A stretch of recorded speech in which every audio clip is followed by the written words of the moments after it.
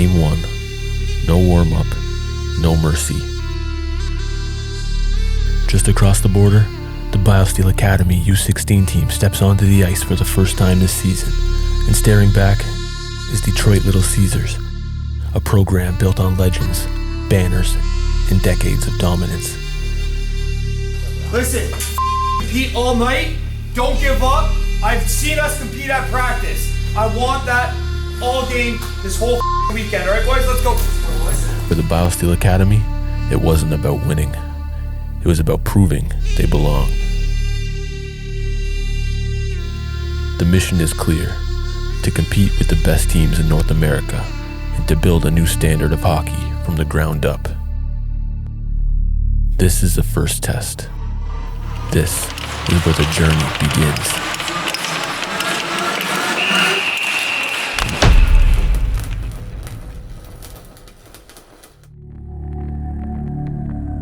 For years, BioSteel was more than a sports drink. It was a movement, trusted by pros, worn like a badge by the best in the game. From NHL arenas to NBA courts, athletes everywhere were fueled by the pink drink. It wasn't just a product, it was a culture, a symbol of clean, high-performance fuel that separated the committed from the casual. Kids will love to know, what should a player be doing to hydrate? What kind of stuff? Well, I think this is an amino acid matrix that is made up. Mike Camilleri takes it, I've taken it, it's called BioSteel. The product, a pink powder that BioSteel now sells on top of a bottle of water. Push the top down so it releases the powders. When the NHL introduced mandatory drug testing in 2005, Nickel developed his own product to make sure that players weren't using any banned substances. But convincing players to use his product was a tough sell at first. I needed to find a way to say, okay, those are not healthy for you, but I have an alternative that's going to give you a similar performance benefit. But BioSteel's success didn't just seem like a dream. It literally was a dream. Just as fast as it rose, it fell. The company that had once been a staple on the world stage was suddenly drowning. Mismanagement, overspending, a brutal market. Accounting errors, misstatements. To me, an accounting misstatement is a lie. Then came the headlines. Bankruptcy. A brand that had once stood for strength and innovation was now in chaos. Financially, it's been an absolute disaster. Since taking it over in 2019, Canopy has spent $366 million. That's their loss on BioSteel. For many, BioSteel was finished. Another giant that burned bright only to collapse under its own weight. But the story didn't end there, because in the middle of the wreckage, one man saw more than failure. He saw an opportunity, not just to rescue a logo or a product, but to rebuild what BioSteel stood for, to prove that steel bends but never breaks. And from that vision came something bigger, something no one saw coming. A new home, a new culture. We take it very seriously to build a hockey player, all right? I'm telling you guys, this is going to be the greatest thing for you. I'm telling you right now. A place to develop the next generation of elite athletes, a program that could fight its way from the ground up, built with the same grit and resilience as the city it calls home. We're going to be a team that works. That's non-negotiable. This wasn't just about saving a brand. It was about building a future. And at the center of it all was Dan Crosby, the man who took on BioSteel when the world had already counted it out.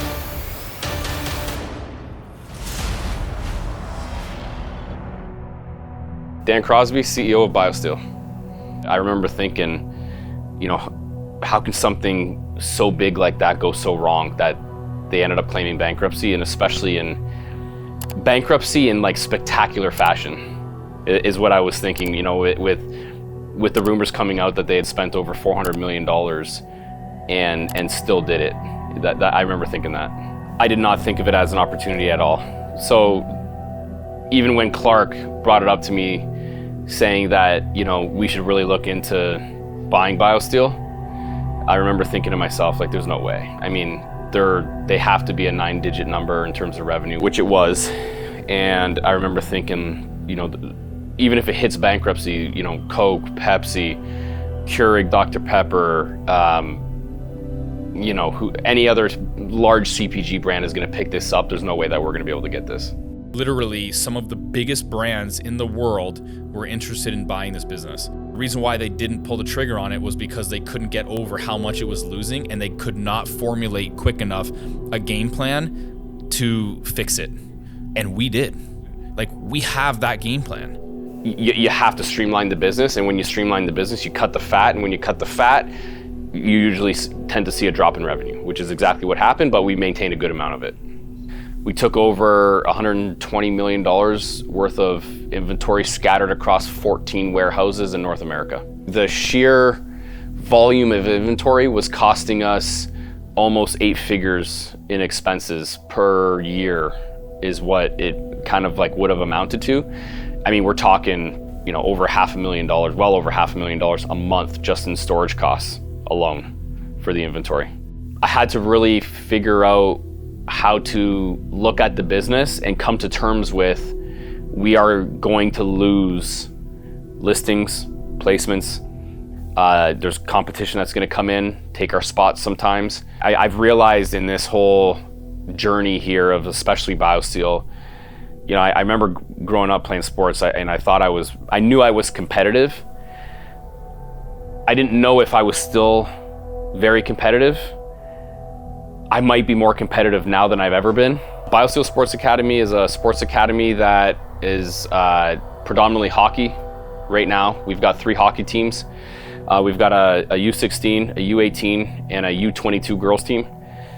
So it's a legitimate school. It's kind of a little bit ironic since I'm a dropout and I own a school now. But yeah, it's a sports academy that's legit and located down here in Windsor, Ontario. I want to be able to compete with the best of the best, academies and teams in general. No matter if it takes 5, 10, 15 years, the goal is to compete with the best of the best while not requiring the highest price tag. I want to make sure that we're going to continuously be able to bring in the top talent regardless if parents can pay for it or not. I want us to play with grit. I think that's super important to introduce. I mean, when I was a player, I played with grit, and I think that Windsor, we're not part of Detroit, but we pull a lot of influence from Detroit, and that also plays into how Windsor is perceived. And I want to bring that to the academy. I want to make sure that when you're playing us, the game is going to be a little bit different. You got to keep your head up.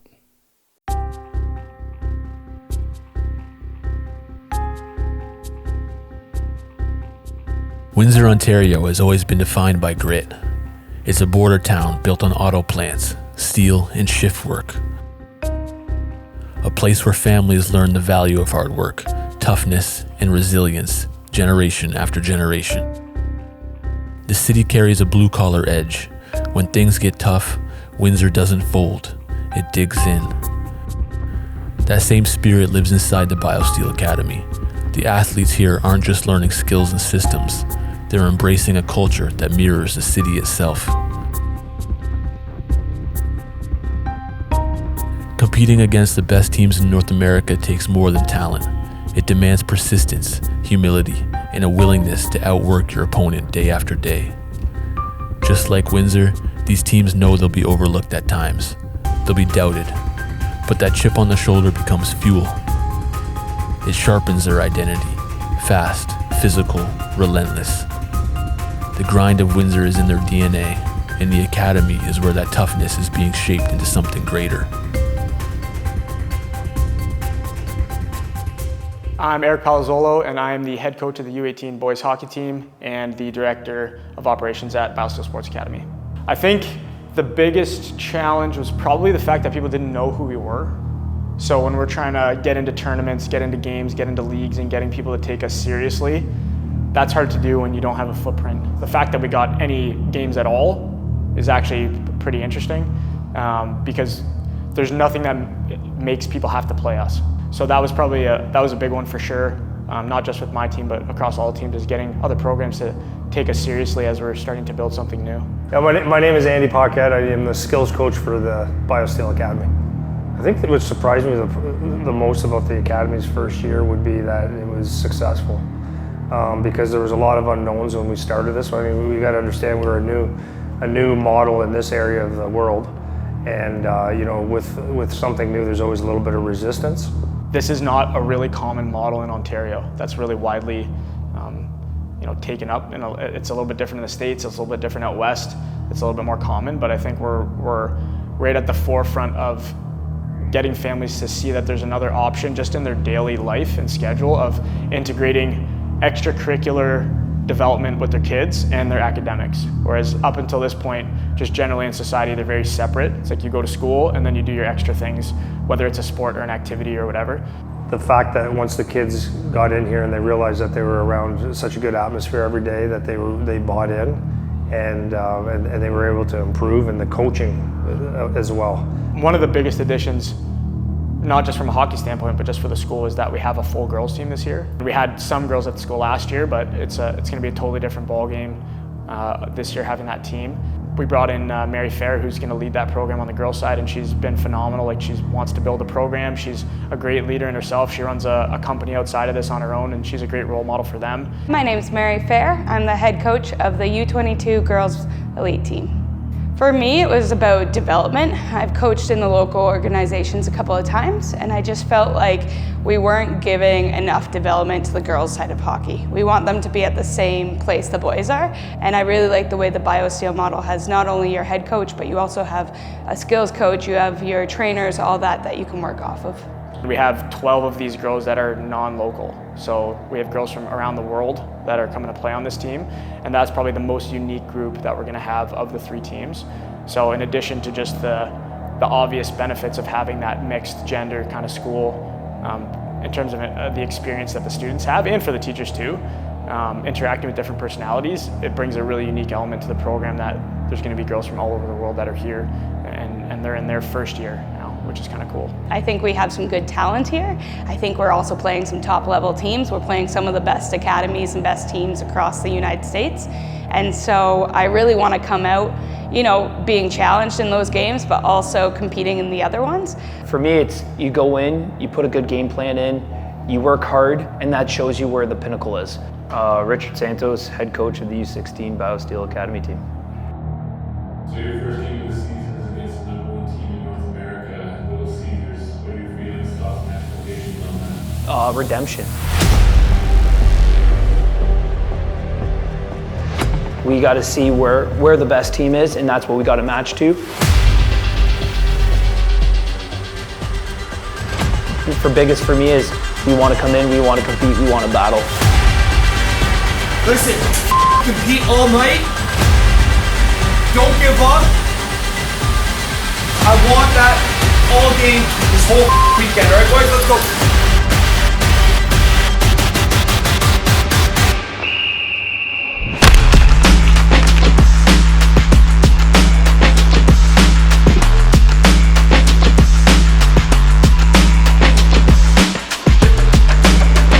Whenever you have a great team like that, you know you're gonna have to play your A game, and we didn't get off to a good start, but we knew that we just had to keep pushing and get through the game.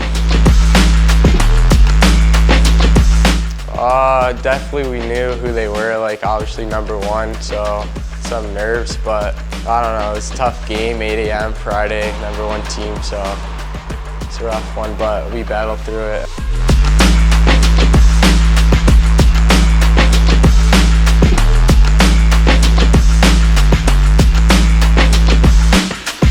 I think the team handled it pretty well. I mean, I think everyone just thought of it as any other game. I didn't think anyone was scared or anything like that. It was just like another game.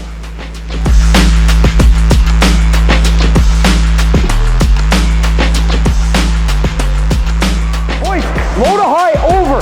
Load a high over! I'm gonna yell it all night!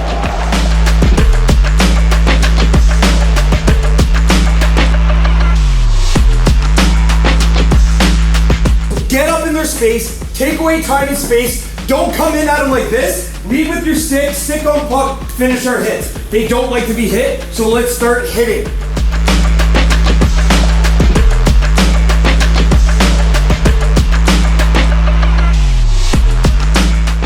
It's not like it was like a 44-0 loss, like we still put up a pretty good game, I thought. For the BioSteel Academy, this was more than just a game. It was a wake-up call. A reminder that if you want to stand with the giants of North American hockey, the climb is steep. Game 1 wasn't pretty. They were outskated, outscored, and outmatched. But sometimes, a loss does more than expose weakness. It reveals character. For the Academy, this was the lowest point of their weekend, in the beginning of their response. Obviously, you get down early, it's tough to battle back, but as the game got going, you kind of picked it up with their speed. But again, you want to get to the next level, that's what it's got to be. You got to be able to compete every day.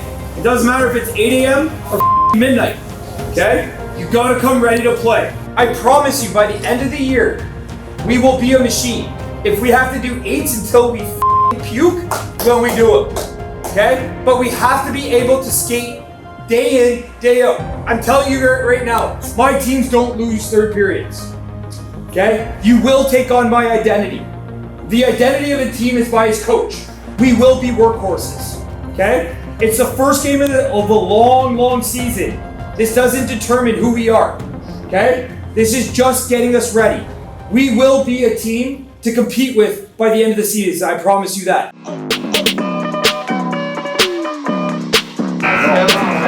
Let's buzz, boys. Hey, buzz out here. Let's go, eh? DeRossi, Hunts, Chaps, let's go.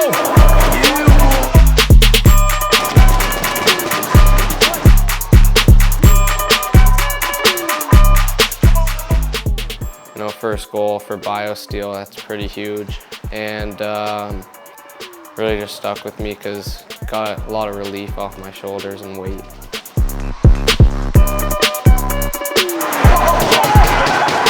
We had a huge win against Indiana, I think it was. And I think that's when I knew the team was ready to play anybody. Like, I knew that was definitely one of the better teams there, like second or third best team there. So seeing us come out with an 8-2 or 7-2 victory definitely helped with our team's confidence, just knowing that we can beat any team here. Do you guys kind of see the difference right now in games? On the bench, we're talking. In the dressing room, I come in, we're talking, okay? This is what hockey's about, these 4 rooms, okay? You're not gonna remember what happened on October 13th when you played against some team. You're never gonna remember that score of that game, but what you'll remember is the times in here, right? This is where we gotta build to make a championship team.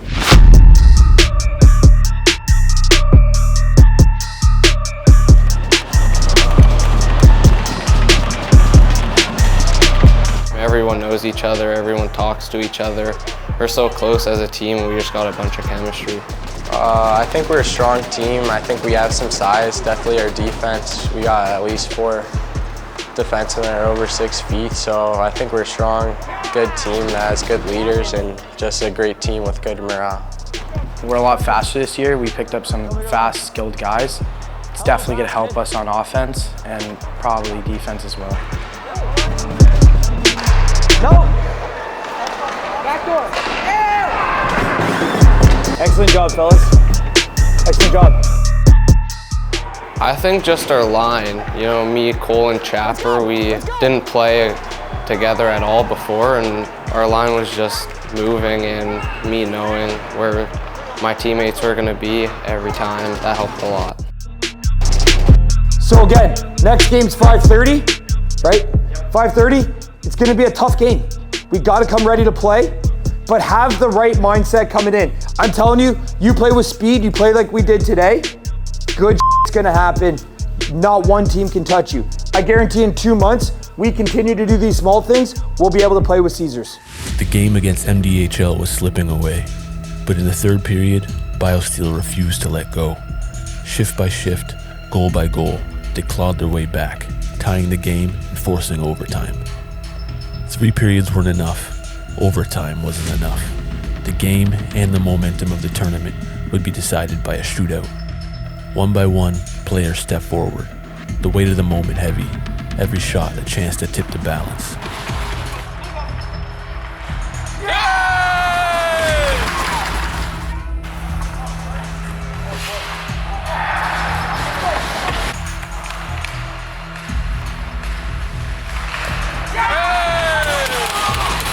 And then, the puck on Shane Keefe's stick. The leader, the one they looked to when it mattered most. A deep breath, a glide across the ice. One move, one shot, back of the net, game over. From the brink of defeat to a statement of resilience, BioSteel wins. That was a great game. Way to come back from that. That was a great third period. Parks got a great game, but Keefe's.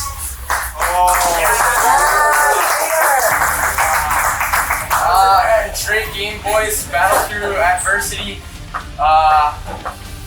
Fought. We won.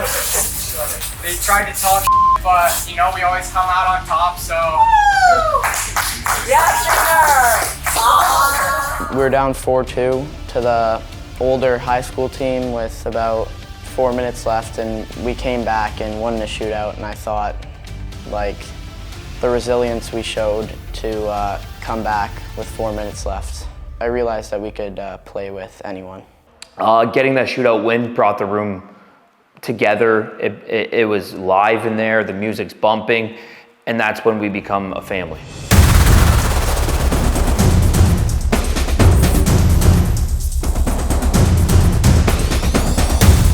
Probably after we scored our first couple goals against the second team we played, after Little Caesars, we all kind of just looked a lot more connected.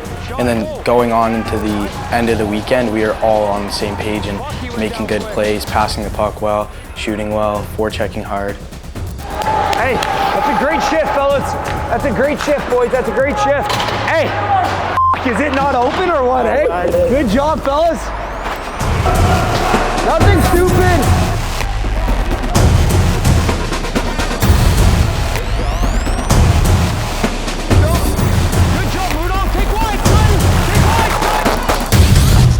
We were 4-1, so I'd say it was a pretty successful weekend. Obviously, a lot of things we could clean up because it was the first weekend of the year, but we'll get that figured out. Getting a game where you let no goals is a pretty big accomplishment so early into the season when, you know, we haven't really worked on any of our plays or power play, neutral zone, any of that. I think it was a really good confidence booster. A success is definitely seeing our team. Last year I think we didn't reach our full potential, but knowing that I think we have a great squad, potentially a top 20 team, maybe even an OHL Cup appearance is definitely great for our team.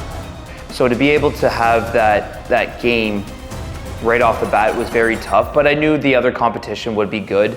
So for me, I was excited because now we get to do a lot of teaching in game 1 that carried over to game 2 to 5. And that's why we were able to be successful, because we were able to fix things in game 1. I think we learned a lot. I think it's going to be a great season. I think that there's a lot to work still to come, but I think we're in a pretty good spot so far. The first showcase was more than just a test on the ice. It was a glimpse of who these young players are, a team learning to take hits, bounce back, and fight for respect. But the season is just beginning. Next, the challenge shifts off the ice. The first week of school brings a new routine, balancing books, training, and the pressures of being a student athlete. And while the youngest squad finds its footing, the spotlight turns to the U18 team. They're opening games against the Hill Academy, a chance to prove that this program can go toe-to-toe with Canada's best. The fight is far from over, and the journey has only begun.